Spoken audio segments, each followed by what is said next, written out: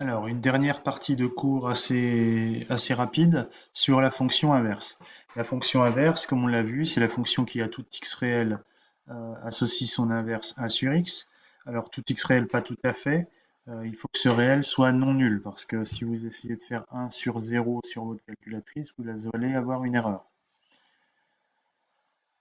Donc, la courbe représentative de la fonction inverse, on l'a vu, elle est de ce type.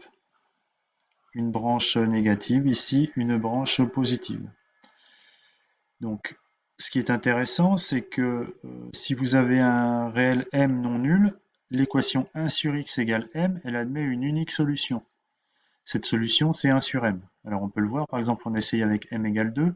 Cherchons la solution de l'équation 1 sur x égale 2.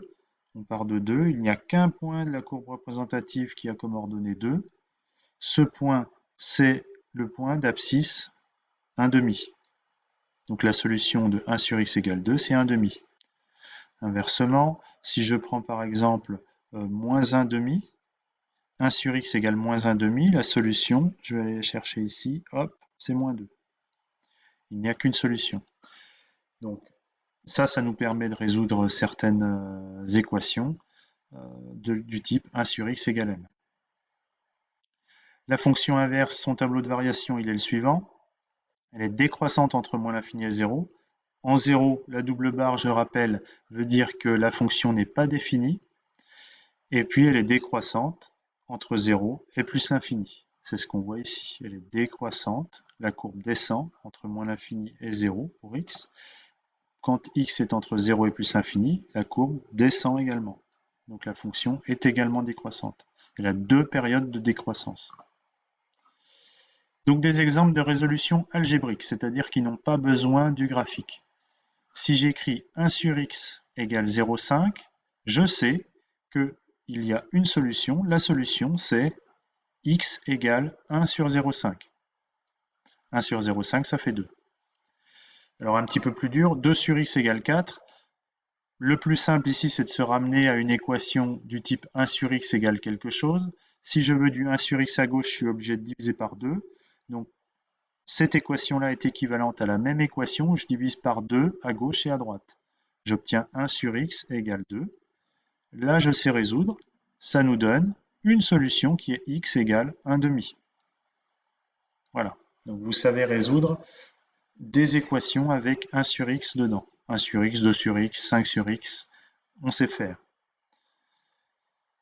Alors, quand on a une inéquation, alors par exemple du type 1 sur x plus petit que m, alors ce n'est pas simple. Il faut se ramener à l'étude de signes d'un quotient. Alors, ici, je donne dans le cas général comment on s'y ramène, c'est-à-dire qu'on met tout ce qui n'est pas nul, on le met à gauche par exemple, et puis on met tous sur le même dénominateur.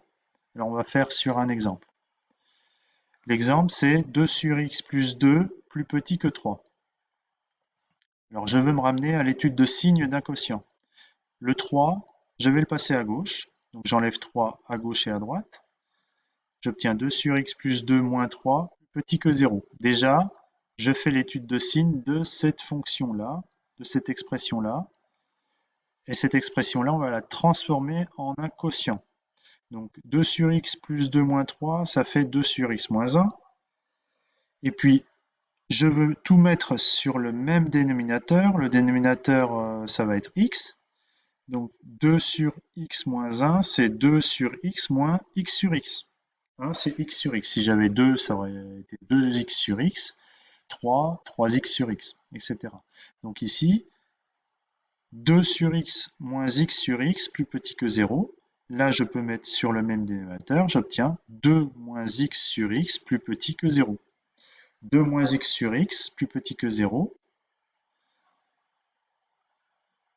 C'est ce que j'obtiens ici.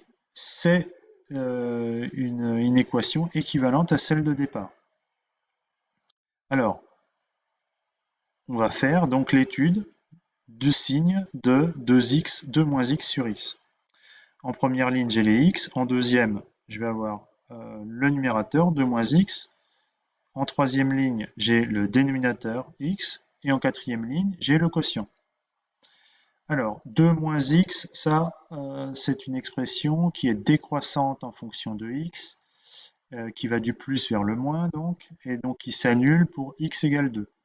Donc on va mettre un 2 sur la première ligne. X, c'est une expression qui est croissante en fonction de x et qui s'annule pour x égale 0. Donc, on met un 0 sur la première ligne. Donc, on ordonne bien, moins l'infini, 0, 2, plus l'infini. On fait le signe de 2 moins x, donc on va du plus vers le moins avec un 0 en 2, donc on a plus, plus, 0, moins. Le signe de x, on va du moins vers le plus parce que on a un positif devant le x ici, donc moins, ça s'annule en 0, plus, plus. Et donc, le signe du quotient 2 moins x sur x, plus par moins, ça fait moins, plus par plus, ça fait plus, moins par plus, ça fait moins. Quand 2 moins x est nul, le quotient est nul. Quand x est nul, le quotient n'est pas défini, car x, c'est le dénominateur. Le dénominateur ne peut pas être nul. On l'a vu dans la première partie du chapitre.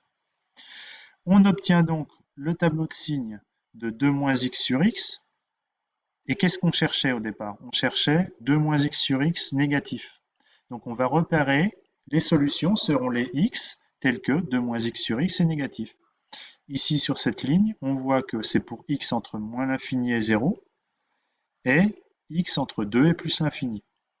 Il y a une subtilité, c'est que le 0 ne fait pas partie des solutions parce que 2 moins x sur x n'est pas défini pour x égale 0. Donc, en conclusion, l'inéquation 2 sur x plus 2 plus petit que 3 est équivalent à x appartient à moins l'infini 0, 0 exclu, union 2 plus l'infini.